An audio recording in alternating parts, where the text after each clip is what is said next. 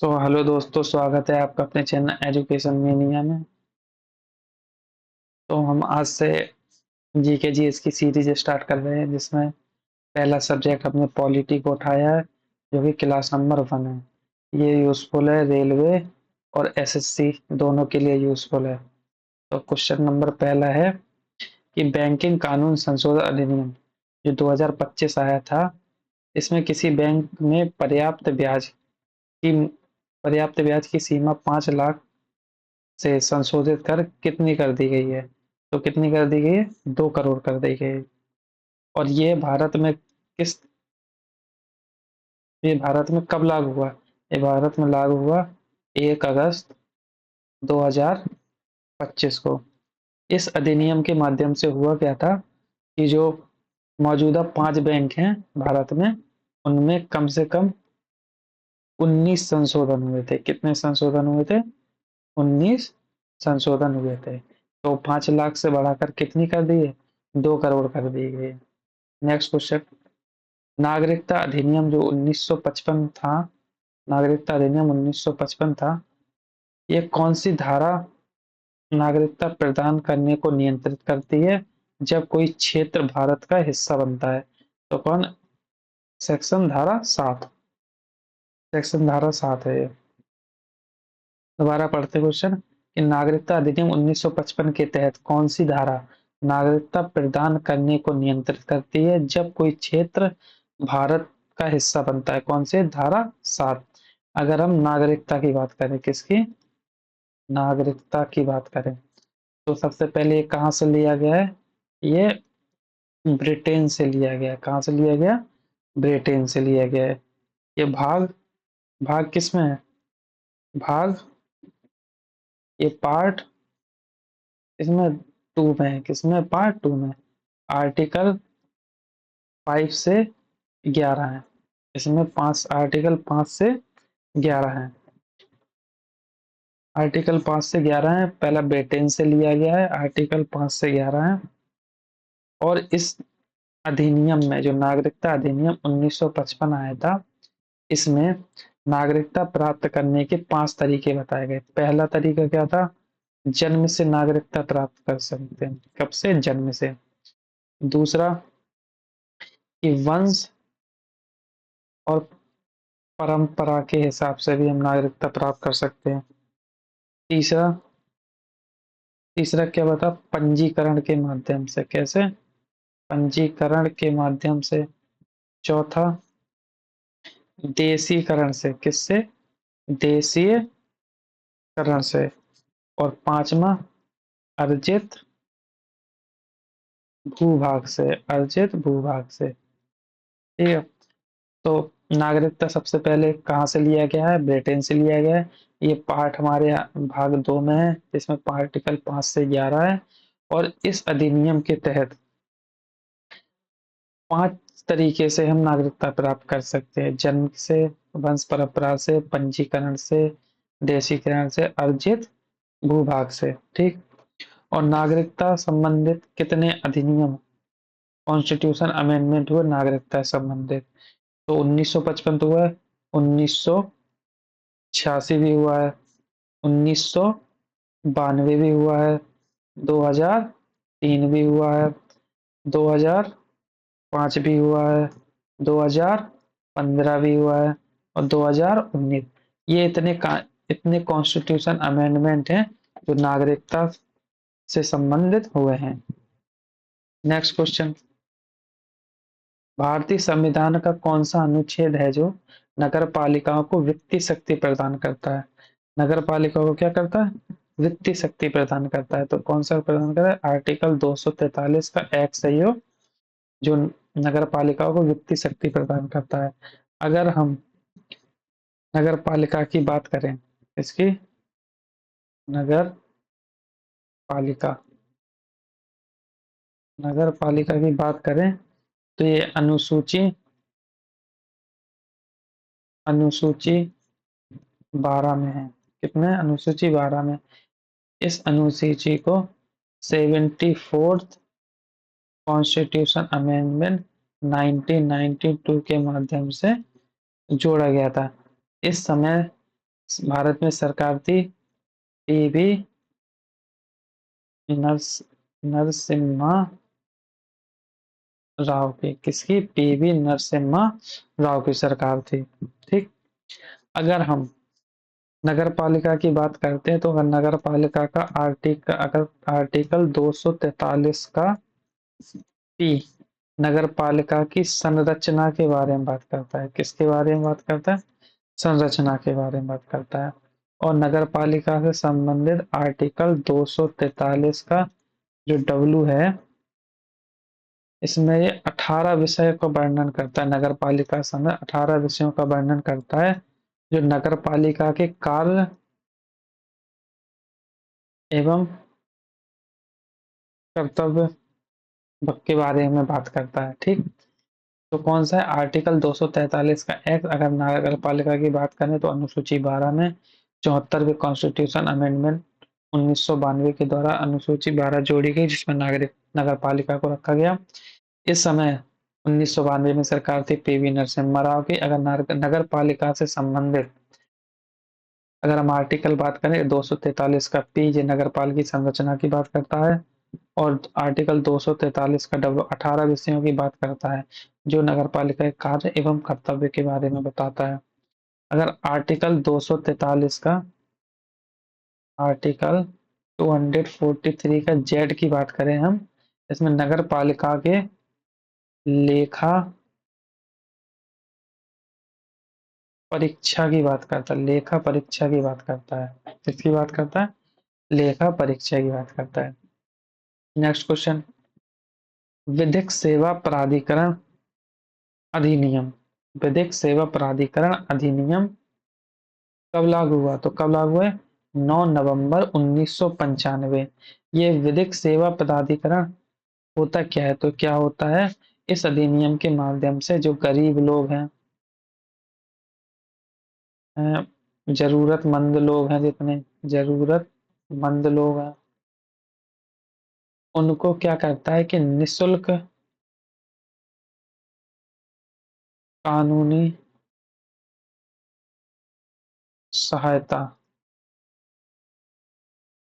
प्रदान करता है। निशुल्क कानूनी सहायता प्रदान करता है। इसमें इंपॉर्टेंट एक धारा है, धारा 12। इसके माध्यम से कहता है कि महिलाओं महिलाओं बच्चों और SC ST इन सभी को कानूनी खर्चों की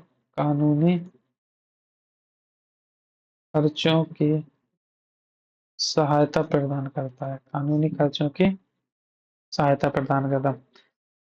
विधिक सेवा प्राधिकरण अधिनियम कब लागू हुआ? 9 नवंबर 1995। इस अधिनियम के तहत गरीब जरूरतमंदों को निःशुल्क सहायता प्रदान की जाएगी।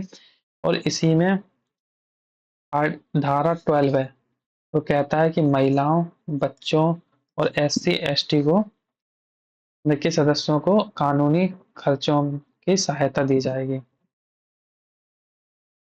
Next question.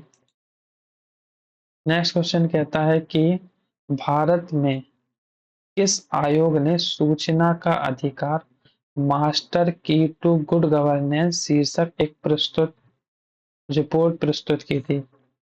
किसने की थी? प्रशासनिक सुधार आयोग ARAC 1 ने। किसने?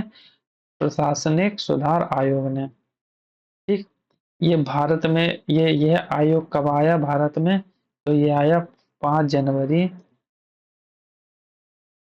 1966 में। ये आयोग किसके द्वारा बनाया गया था? ये बनाया गया था गृह मंत्रालय के द्वारा। ठीक। और इसके प्रथम अध्यक्ष कौन थे? ये थे मोरारजी देसाई थे। कौन थे? मोरारजी देसाई थे। सूचना का अधिकार मास्टर की टू गवर्नेंस शीर्षक एक रिपोर्ट प्रस्तुत किसने की थी? प्रशासनिक सुधार आयोग 1 ने की थी। और ये कब आया था भारत में? 5 जनवरी 1966 में। किसके द्वारा? गृह मंत्रालय के द्वारा। प्रथम अध्यक्ष कौन थे इसके? मोरारजी देसाई थे।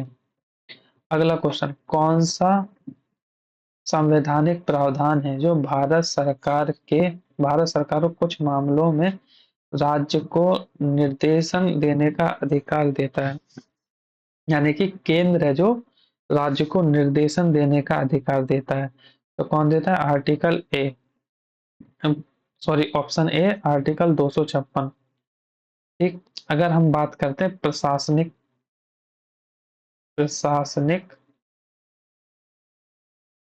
संबंध की, किसकी? प्रशासनिक संबंध की। तो ये क्या है? इस प्रशासनिक संबंध के में आर्टिकल 256 से 263 इसमें आते हैं। प्रशासनिक संबंध में कितने आते हैं? आर्टिकल 256 से 263। 256 में बात की जाती है कि भारत सरकार को कुछ मामलों में अधिकार है कि वह राज्य को निर्देश दे सकता है। ठीक है। आर्टिकल अब दो इसमें इंपॉर्टेंट बनता है आर्टिकल 257। 257 क्या कहता है? संघ का, इसमें क्या कहता है? संघ का राज्यों के ऊपर, राज्यों के ऊपर नियंत्रण होता है, राज्यों के ऊपर नियंत्रण होता है। और आर्टिकल 258 इसमें इंपॉर्टेंट बनता है जो बात करता है संघ के द्वारा राज्य को कार्य एवं निर्देशन सौंपने का अधिकार। यानी कि जो संघ होता है, जो राज्य को, संघ होता है जो राज्य को कार्य एवं कोई भी निर्देश सौंप सकता है। ठीक। सबसे पहले हम बात करते हैं, दोबारा क्वेश्चन पढ़ते हैं कि कौन सा संवैधानिक प्रावधान भारत सरकार को कुछ मामलों में किसी राज्य को निर्देशन देने का अधिकार देता है? तो क्यों देता है? 256। ठीक। प्रशासनिक संबंध की बात करें तो ये आर्टिकल 256 से 263 है। आर्टिकल इसमें 257 कहता है संघ को राज्य के ऊपर नियंत्रण होता है, संघ का राज्य के ऊपर नियंत्रण। आर्टिकल 258 होता है संघ है जो संघ के द्वारा राज्य को कार्य एवं निर्देश दे सकता है। Next question. Hmm next question क्या है कि जो मराठी भाषा के पहले उपन्यास हैं जो यमुना पर्यटनम, यमुना पर्यटन, यमुना पर्यटन है जो पर्यटन के किसके विषय में संबंध है? यानी कि जो मराठी भाषा का पहला पर्यटन है, यानी कि मराठी भाषा का पहला उपन्यास, ये कौन है? यमुना पर्यटन। ठीक है।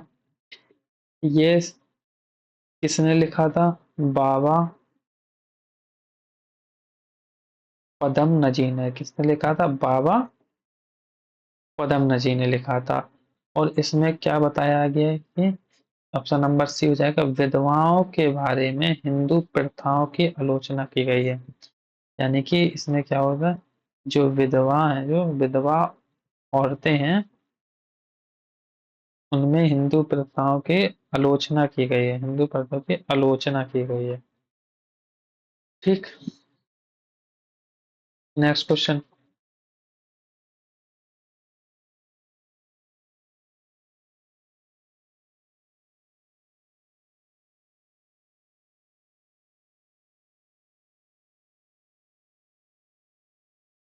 नेक्स्ट क्वेश्चन क्या कहता है कि आरटीआई अधिनियम 2005 के तहत सूचना का प्रकटीकरण में से छूट का आधार नहीं है।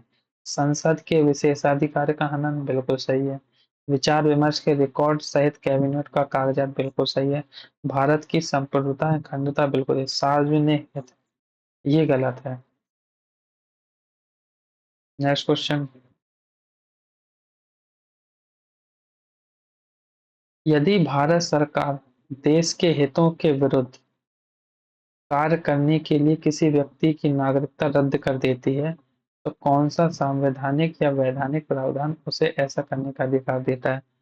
तो कौन सा देता है? आर्टिकल ए, नागरिकता अधिनियम 1955 6 ए। अभी अभी बात करिए कैसे लिया गया था? ब्रिटेन की सरकार से, ब्रिटेन से लिया गया था।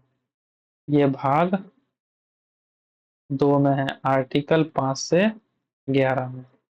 ठीक, नेक्स्ट क्वेश्चन, और ये आज का हमारा लास्ट क्वेश्चन होगा कि कौन सा अनुच्छेद